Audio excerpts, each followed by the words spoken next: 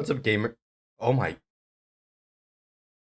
fuck it, we roll with it. What's up, gamers? It's GoldDemon12, and we're back with another honkaistarrail video. Today I want to talk about the banners, right? And I'll just, you know, give it to you straight.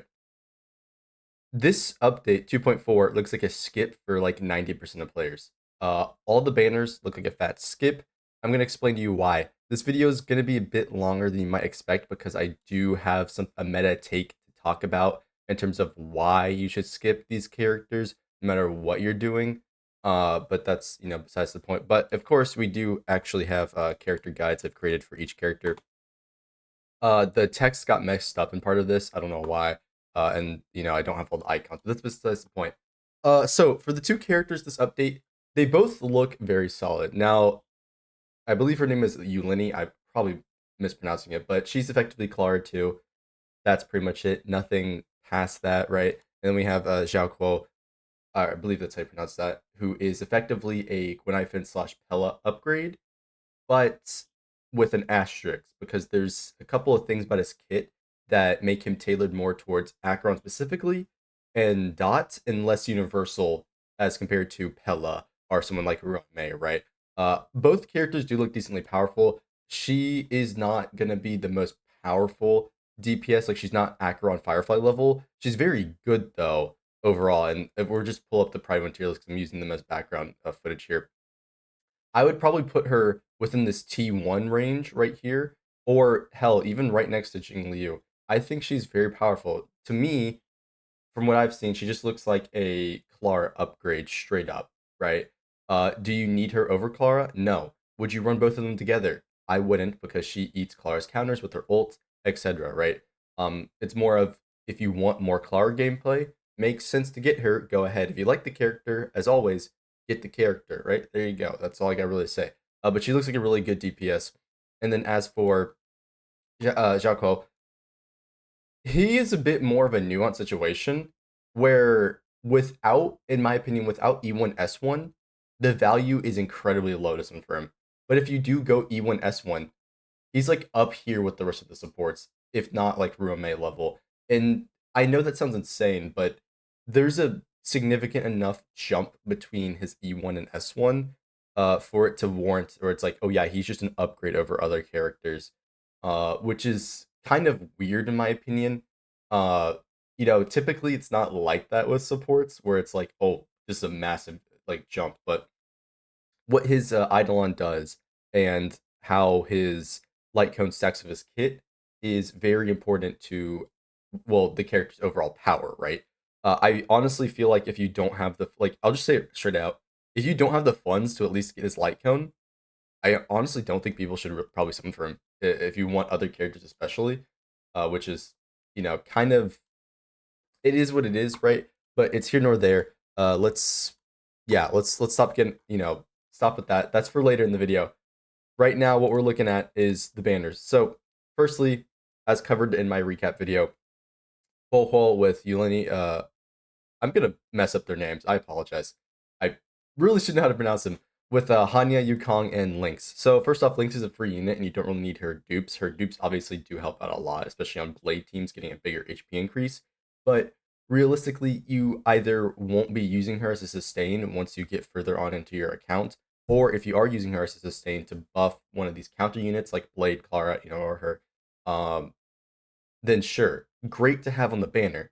But outside of that, and the wider range of the game, sustains like Gallagher and Aventurine are just gonna be better, right? And so Lynx is a solid option, but like it's not something you're really summoning for because you already get her at C0 from the game, right? You just have to beat the event, and then well, she's good enough, right? Yukong has been completely outclassed. She's like irrelevant for 90% of teams. Sure, she's useful in some Danheng E2 teams, but like there's a reason why they put them in the niche category on Pride One, right? It's like this character is not helping anybody on their account realistically, and they're just not gonna work with most characters due to how character turns in this game work. And yeah, she's mostly outclassed. And then Hanya, same scenario. She's better, but she's effectively a Asta with higher single target buffs. So it's like not really the most sought after banner. So this banner doesn't look good to summon on. Uh, I don't think either one of these banners are necessarily good for free to play someone on, and I'll explain why specifically for Ho Ho because I know a lot of people are just like, "You're telling me to skip Ho Ho?" Yes, I'm telling you to skip Ho Ho. I don't think you should summon for her. In fact, I think the community has vastly overrated her. That being said, yeah, she's still up here in terms of sustains, but I do think the community has vastly overrated what she actually provides to an account in comparison to other, healers and other ways to invest your resources, right? And so both these banners, I think, are just straight up skip. As for the weapon banner, of course, it's going to be Clara's best in slot weapon, and then Huohuo's weapon is best in slot on her. I don't think either one of these weapons are something you should summon for other characters either, right? Because a lot of these other sustains can get just as much benefit, if not more benefit, from other light cones. Now, sure, Huohuo's does provide it, the attack buffing, but realistically, especially if you're running a team like the break team, you're not going to need that. It's a very small amount of attack. This is not going to be make or break whether you have this light cone or not. I don't really think it's worth it. And then, of course, you've got the destruction light cone that's going to be great for Clara, and not much more outside of that. The 4-star options are like, okay, this Herta light cone is just bad, flat out. This is not useful for, anybody realistically. And then there's the abundance light cone, which is decent, but it's hard to build into. It makes sense to build into for like character like Lynx or maybe Gallagher if you really want to min max those heals and get the most heals per like tick. But it's not a light cone I think that's really worthwhile investing into. And then obviously there's the Mole's Welcome You, which is a really strong light cone for any destruction character. That being said, due to the passive of you know this destruction light cone, I don't actually think healing a destruction light cone is worth getting for any other character. So if you're thinking about that, there's no point doing it. The passive is not worth it. It's not good on other characters. Just is what it is with how light cones are made, right? So yeah. And then as for the second half banner, the one that's way more appealing for players, the Sparkle plus Xiaoko, or Xiaokui. I'm butchering the name. I just don't know, guys. This banner is much more appealing because it's two of the highest value supports in the game alongside each other. But at the same time, that means you're strained for pools because you have both high value supports together. Now, for a player like me with E2 Acheron, I need to summon for both these characters because I skip Sparkle, right? And so I've been saving. I need both of these. And so I got to get E1, S1 of him. And then, of Sparkle, I got to get, just at least one copy of her, right? So I'm going to be strained for pools, right? But for other players, which one of these two characters is going to provide more value? It's probably going to be Sparkle, especially if you like heavily invest into Sparkle as a character. In my opinion, you're going to get way more value out of her. So again, this is more of a complex thing, but if you look at the list of characters in terms of who Sparkle can buff, and I really should have put this together before starting this video. I'm gonna pause and do that. All right, I put the list back together, but as I was saying, the Sparkle in terms of value is going to provide a lot of value for a lot of players for a very good reason. She's going to be the best in slot buffer for a lot of these characters and just really strong. Now, granted, you can immediately throw out half these characters because they're not really good characters, like Yang Qing, for example. But Sparkle, at least for your account, is going to provide a lot of value if you have Dan Hung, if you use someone like I forgot to say her name. I'm not gonna lie. I'm just gonna call her QQ.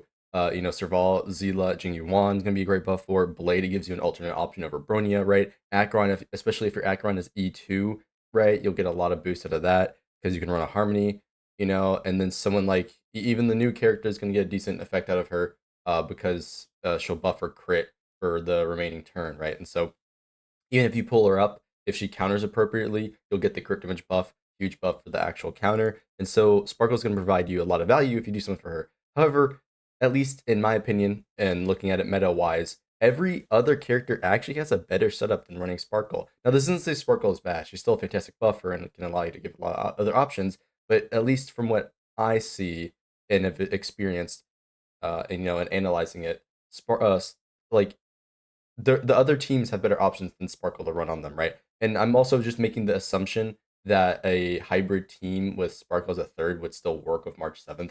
I haven't seen anybody test it, so don't like take that with a grain of salt. And then I'm also gonna assume that these two work because they're hunt characters specifically. But again, take that with a grain of salt.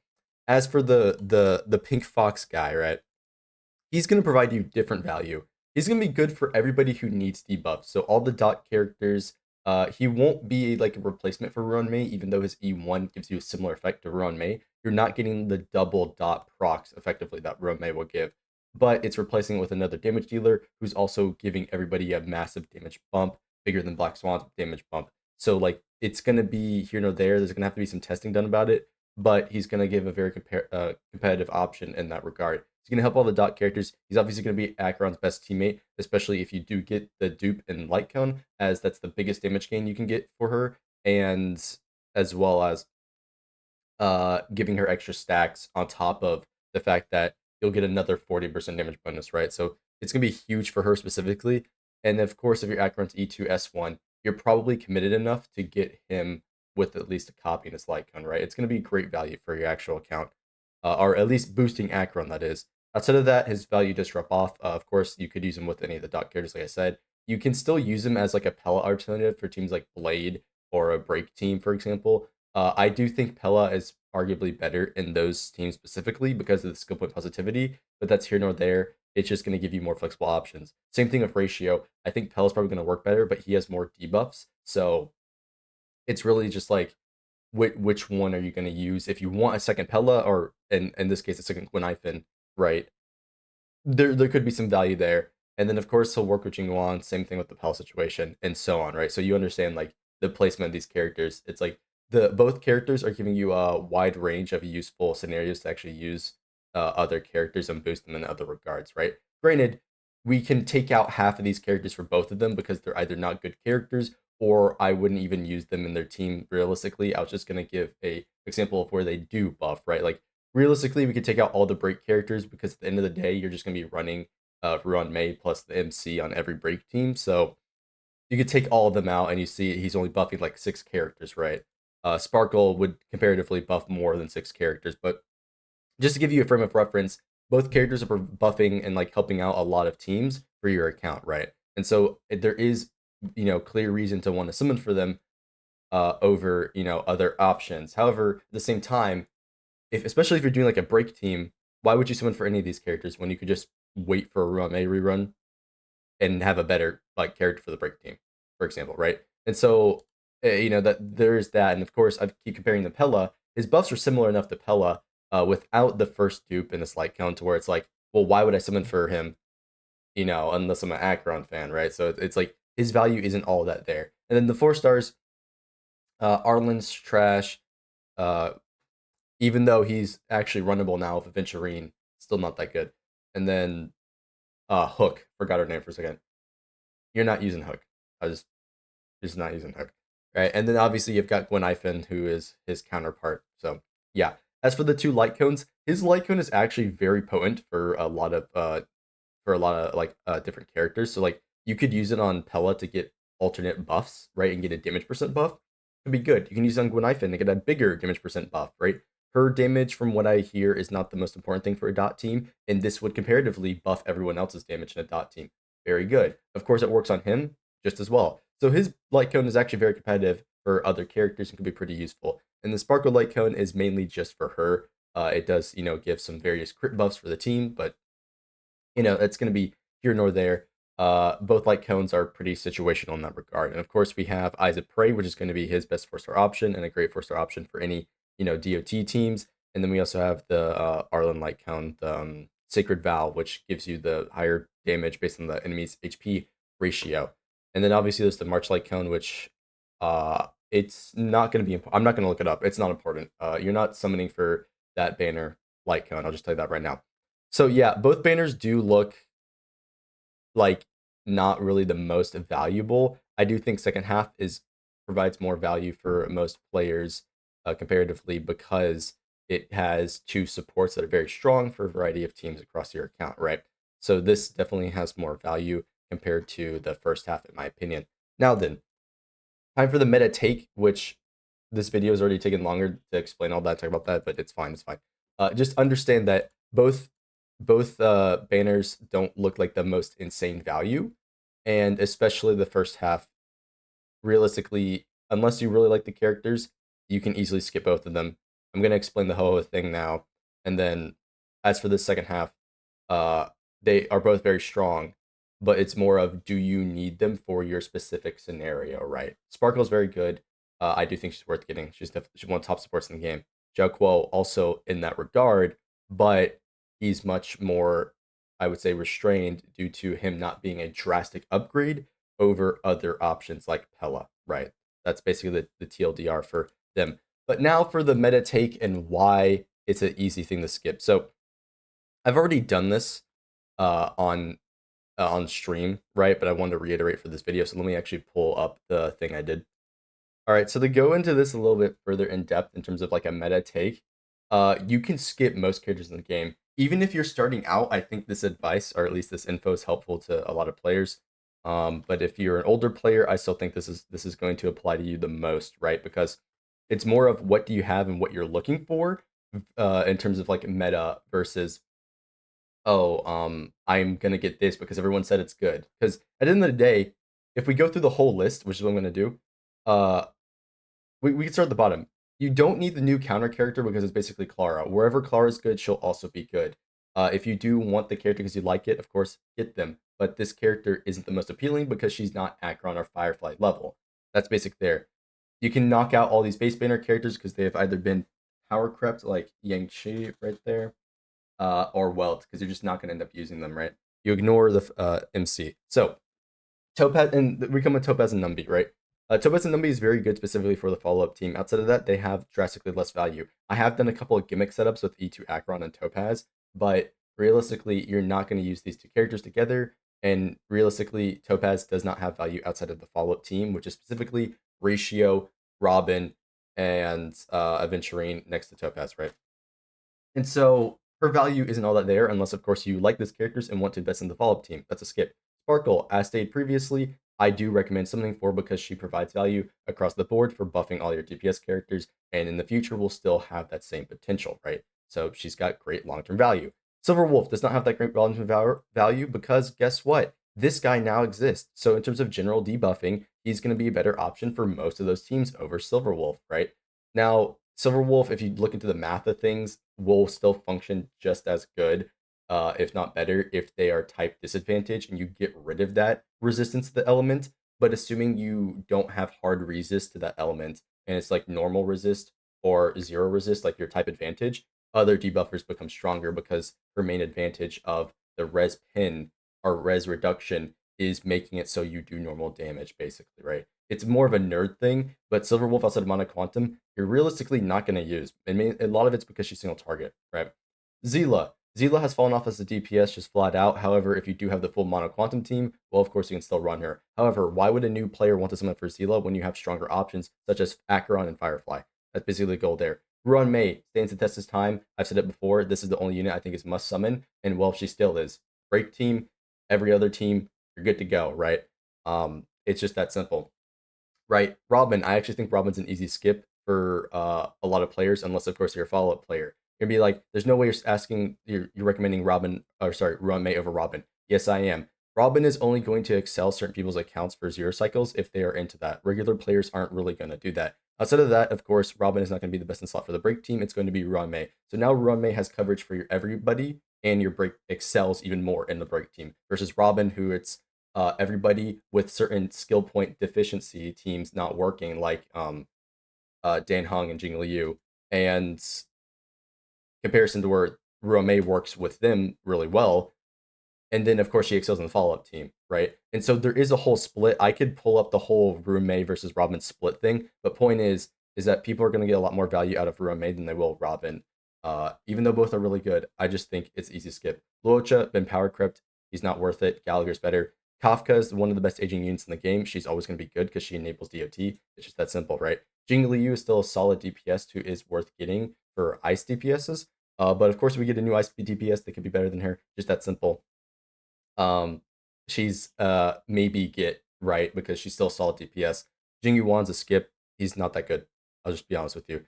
Again, I would say maybe for this new guy because he will provide value that is going to be, just as good as if you had like two Pellas, effectively, right? Everybody knows how good, or you should know how good Pella is, and he's basically giving you two. So if you need that or want to run that or an Acheron fan, there is value to something them. Jade is a complete skip because Himiko and Herta exist. You don't need a pure fiction only unit just to uh, pure fiction, right? You'll be fine if you just invest your characters right, or if you do hyper invest into like an E2 Acheron, you can get pure fiction done just the same, right? So even the E0 Acheron can do it with the right setup, right? You just like Jade's value isn't really there. Ho Ho, even though I'm saying the skip Ho Ho is still a very potent character, she's going to be the best in slot for DOT basically till the end of time because she's giving attack and energy to force proc more DOTs. So it's going to be better. Now, obviously, Ho Ho's value does diminish a little bit because newer characters don't rely on their ultimate nearly as much. Like Boot Hill, Firefly, and Acheron, they don't nearly rely on their ultimate as much, right? And so it is what it is. It used to be where like everyone relied on their ultimate, being Jing Liu, Dan, for getting stacks, right? Kafka for proc. Well, actually Kafka still does, but you see what I'm saying, like Jing Yuan getting for stacks, right? Zila for big damage, Blade for big damage, right? But now like these characters they don't run whole hole because they don't need their energy, right? They still like the attack, but like she's not providing as much value as other sustains in that regard, right? So that's the main reason why she's a maybe. She's still good to summon for, but it's like if you're not running Dot, I don't really think you need her. And she's also very competitive against this one right here. Lingsha, I think that's how you pronounce it, who's going to be a new healer who could cannibalize some of her roles, right? So we'll have to see what the kits are like, but again, I do think it's a like a maybe for that. Himiko, great pure fiction unit. That's the main reason you're basically there. Japard isn't really that good anymore, right? His shields are just not enough, flat out, right? Fushuan, I also think is another skip. Aventurine is just pretty much better for everybody's account if you are looking for sustain because he's got better tanking with debuffs, which work well with Acheron and then other like damage DPSs. Now, granted, Fushuan does have the crit and very good tanking, but I feel like her main draw now is more towards Mono Quantum versus general shielding because Aventurine has got that. Plus, his 50% effect res is way better for high investment builds because high investment builds that build effect res on your supports will make them completely immune to debuffs, which means you have zero downtime. So like he just becomes better like the more you go on further into the game, right? Firefly, second best DPS in the game, are tied for first, whichever one you want to say. She's very potent and completely demolishes all content except for pure fiction, which you got to run some funny setups, but you can still get it done, right? So I would recommend people to get Firefly, very potent. Effect Shadow doesn't exist. Ratio was free, but no longer is. I wouldn't summon for him unless you want the follow up team. That's basically it. Dan Hung, I'll be honest, I don't think Dan Hung was ever worth it because of Jing Liu's existence. That's pretty much it. I think he feels like shit to play, but he's still a very, very strong DPS. So if you want him, you get him. But if we're trying to, again, meta pick, right? We're trying to min max our summons here. Why would you summon for him when Acheron and Firefly exist, right? That's the thing there. Clara, there's Clara too. You wouldn't really use Clara. Counters are funny. Bronia is still going to be competitive, even that Sparkle exists. Teams like Jing Liu, teams like Blade. Well, Blade can go either way, but specifically Jing Liu is still going to make use of Bronia. And so while Bronia does have vastly less teams that she's best in slot now, any character who has certain like turn-based shenanigans that want to maximize their turns is going to use Bronia, right? So that's basically what you're going to do there, right? Boot Hill is kind of like a worse version of Firefly. He's got some buildup, but he's a great boss nuker. And so he will function well in a variety of modes. And plus, he's physical, which is a decent element. And so he's also going to be a maybe to summon for. Blade is pretty much a fat skip. There's like no real reason to get him. Black Swan is going to be for your Kafka and DOT teams, right? And then lastly, for Aventurine, or there's three more actually. Aventurine's going to be the best sustain in the game for raw defense, and then also has debuffing synergy, so that's pretty good. Argenti is mid, don't get him. All these other AoE characters function just as well, if not better, right? So it is what it is. And then Acheron, who's like the best DPS in the game, of course, is going to have the great value because she can use any Nihility character and then whatever other character, and it's going to allow you to split your two teams up between an Acheron team and whatever other team, right? So you give Acheron her Nihilities and then like one buffer, and then you give everybody else to the other buffer, and you've got two of the Apex teams, right? So that's basically the meta breakdown. It's like you can skip 90% of the 5 stars. Well, not 90%, right? You could do the math there, but you can skip most of the 5 stars and then nab the like best of the best and be set, right? Now, of course, it depends on team archetype. You could say like, oh, I completely ignored follow up. It's because why would you run the follow up team if you can just completely demolish it with any other team, right? It's more so what the player wants to do. But if we're thinking meta level to like min max, it's something like this, right? At least in my opinion. And as again, I'm trying to like explain throughout this the whole thing. Whole is very potent, and I do think she's up there with some of the best sustains. But realistically, she's not providing you all that value because outside of the dot team, what is she doing? Right? She's gonna take up more skill points than a healer like Gallagher. She's gonna not heal as much as someone like Locha. Now you're really like, wait, not heal as much. Other characters like Gallagher and Locha do have more healing, but the reason that makes Gallagher so good is because he does more than just heal and apply skill points, right? Locha is worse because he doesn't have the other added benefits that Ho has, right? That's the main thing there.